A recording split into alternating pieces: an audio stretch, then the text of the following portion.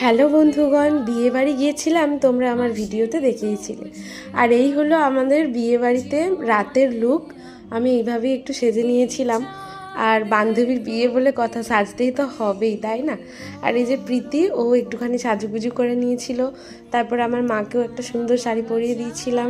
সবাই মিলে মোটামুটি রেডি হয়ে নিয়ে চলে এসেছিলাম মণ্ডপে, যেখানে বিয়ে হবে। সেখানে গিয়ে আমার বান্ধবীর সাথে একটু দেখা করে নিলাম।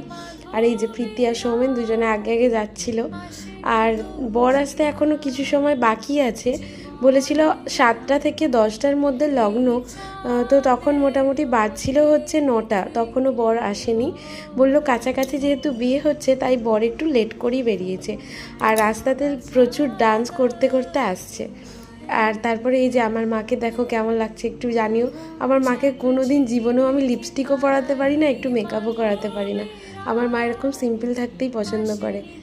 আর তারপরে এই যে আমি ভিতরের দিকে যাচ্ছিলাম, দেখছিলাম ওদিকে কে কে এসছে, কে কী করছে না করছে দেখছিলাম।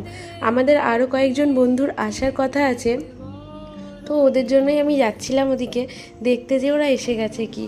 গিয়ে দেখলাম এদিকে সব খাওয়া দাওয়ার অ্যারেঞ্জমেন্ট করা হয়েছে। আর দেখলাম আমার যে বন্ধুগুলোর আসার কথা ছিল ওরা এসেও গেছে। আর বন্ধু বলতে ওরা আমার থেকে কিছু সমবয়সী আছে, আর কিছু সব বেশিরভাগ দাদাই হয়।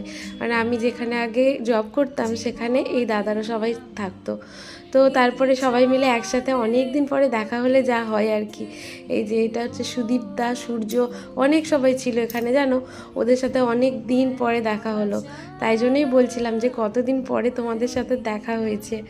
আর তারপরে এই যে সবাই মিলে আমরা এখানে ফুচকা খাচ্ছিলাম। আর এটা হলো মোটাদা, ওকে আমি মোটাদা বলেই রাখি। ওর নাম হচ্ছে রাজাদা ওটা।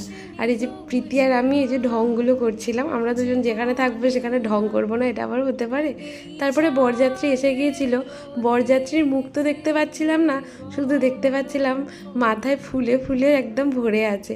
তারপরে এই যে দেখো বাচ্চাদের ডান্সটা একটু এনজয় করো, ওরা ওই বরকে স্বাগত জানানোর জন্য এখানে নাচ করছিল। আর হ্যাঁ, বর এসে গিয়েছিল কিন্তু, তবে আমি জানো তো বিয়ের কোনো ক্লিপ নিতে পারিনি, কারণটা পরের ভিডিওতে আমি তোমাদের জানাচ্ছি।